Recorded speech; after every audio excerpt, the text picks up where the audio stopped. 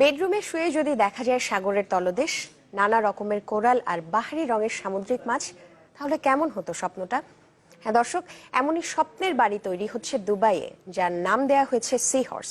দুবাইয়ের সাগর উপকূলে পৃথিবীর আদলে ৩০০টি মানবসৃষ্ট দ্বীপের সমন্বয়ে তৈরি হবে বিশাল আকার একটি দ্বীপ, যেখানে থাকছে সুরম্য বিলাসবহুল বাড়ির পাশাপাশি শপিং মলও। আর এখানে একটি বাড়ি কিনতে চাইলে গুনতে হবে মাত্র ৩২ লাখ মার্কিন ডলার।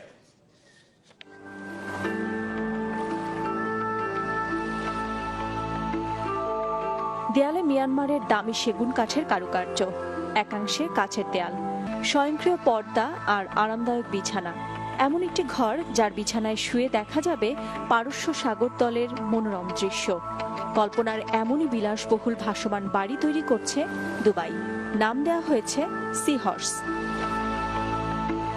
জাহাজের ডকের উপর তৈরি এসব বাড়ির উপরের অংশ খোলা, যেখানে রয়েছে বার, আর পানির ভেতরের শীতাতপ নিয়ন্ত্রিত কক্ষে রয়েছে গরম পানির ডাব।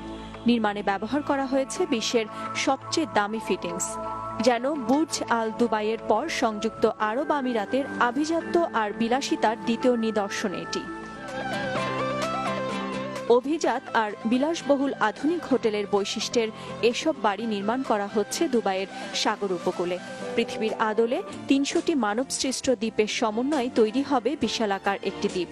দ্য হার্ট অব ইউরোপ নামের হোটেল ডেভেলপমেন্ট প্রকল্পের আওতায় তৈরি করা হচ্ছে এসব বাড়ি। শুধু বাড়ি নয়, শপিং মল আর হোটেলও থাকবে এই প্রকল্পে। ৩০০টি দ্বীপের মধ্যে মাত্র ৫০টি কাজ শুরু হয়েছে। এর মধ্যে লেবানন নামে একটি দ্বীপ রয়েছে, একটি সৈকত রিসোর্ট, আর অন্য একটি দ্বীপে রয়েছে একটি বিলাসবহুল ভাসমান বাড়ি ও হেলিপ্যাড, যা দুবাইয়ের রাজ পরিবার ব্যবহার করে। এবছরের শেষ নাগাদ কয়েকটি দ্বীপের কাজ শেষ হবে। It's a risk and it's a chance. We wanted to take the chance and accepting the risk. আমরা সবসময় জানতাম এটি অনেক বিপজ্জনক, কিন্তু এটা সম্ভব, তাই আমরা চ্যালেঞ্জটা নিলাম। আপনারা নতুন বছরের পার্টি বুকিং দিতে পারবেন। এই স্বপ্ন বাড়ির মালিক হতে আগ্রহীরা দুবাই উপদ্বীপে নৌকায় ভ্রমণ করে নির্মাণ কাজ দেখতে পারবে। Over there you see 10 villas. এসব বাড়ির মালিকানা পেতে হলে হতে হবে হাত খোলা। এক একটা বাড়ির দাম পড়বে ৩২ লাখ মার্কিন ডলার।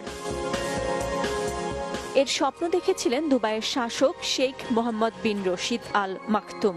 ২০০৯ সালের অর্থনৈতিক মন্দায় কাজ বন্ধ থাকলেও আবার শুরু হয়েছে নির্মাণ কাজ। নাদিরা জাহান, চ্যানেল 24।